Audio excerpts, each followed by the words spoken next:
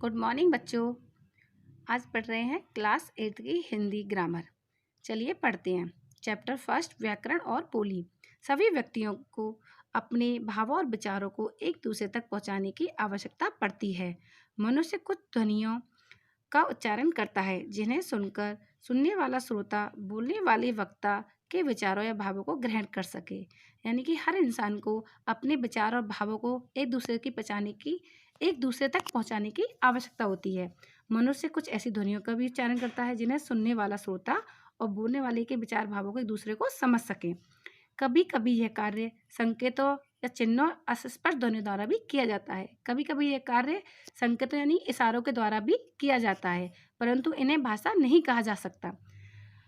भाषा शब्द संस्कृत की भाष धातु से बना है। भाषा शब्द संस्कृत की भाष धातु से बना है जिसका अर्थ है बोलना। इस भाष से ही भाषा शब्द अस्तित्व में आया। इस प्रकार हम जो कुछ भी किसी अभिप्राय से अपने मुख से बोलते हैं वह भाषा है। भाषा अपने मन के भावों और विचारों को बोलकर, लिखकर अथवा प्रकट करने के साधन को ही भाषा कहते हैं। यानी कि भाषा वो चीज़ है जो हम अपने मन के विचार, जो भाव हमारे कहने चाहते हैं, वो हम दूसरों से बोल करके या अथवा लिख करके प्रकट करते हैं और सामने वाला उसे समझता है पढ़ करके या सुन करके, उसे हम भाषा कहते हैं। भाषा में दो चीज़ें होती हैं। पहला वाक्य यानी वाणी और अर्थ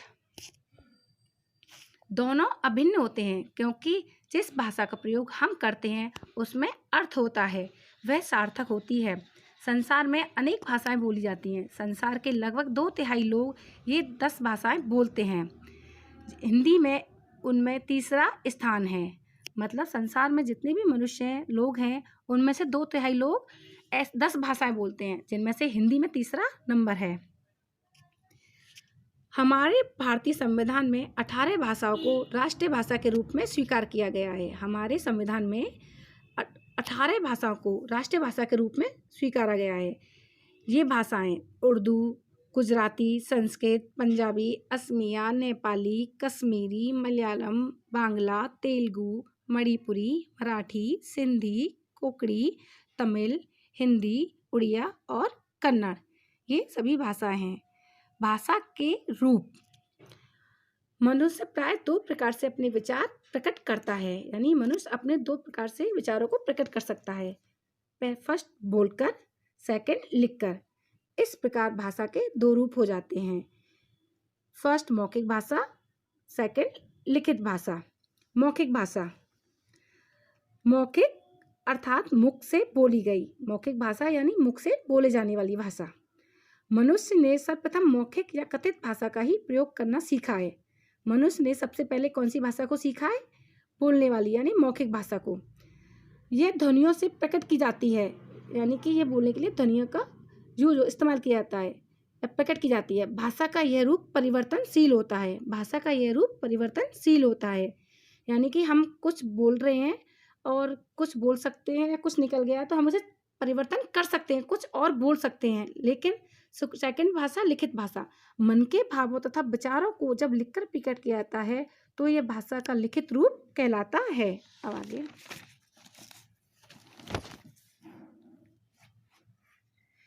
लिखित भाषा में कुछ ध्वनियां चिन्ह में प्रयोग लाए जाते हैं जिन्हें वर्ण या अक्षर कहते हैं। लिखित भाषा में कुछ ध्वनियां चिन्ह उपयोग में लाए जाते हैं जिन्हें हम वर्ण या अक्षर बोलते हैं।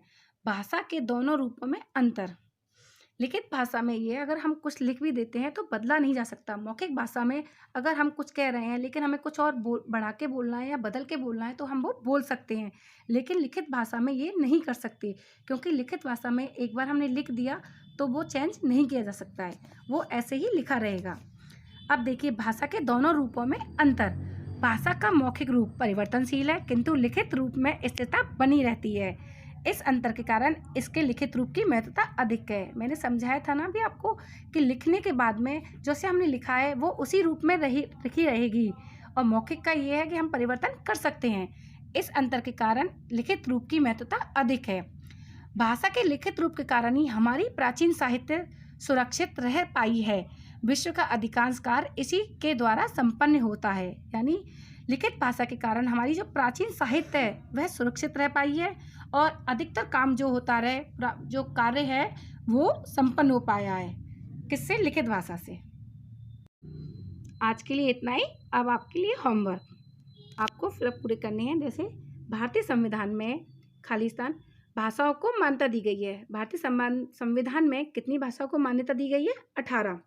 सेकंड, शब्द के सार्थक समूह से बनते हैं। क्या बनते हैं? शब्द वर्णों के सार्थक समूह से बनते हैं। किसी भाषा की नियमावली को क्या कहते हैं? किसी भाषा की नियमावली को उसका व्याकरण कहते हैं।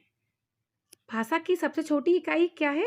वर्ण है। भाषा की सबसे छोटी इकाई वर्ण है। बस इतना ही, क्योंकि आगे हमने चैप्टर रीड नहीं किया आपको। ठीक है, बाकी का आगे, तो इसे करना होमवर्क।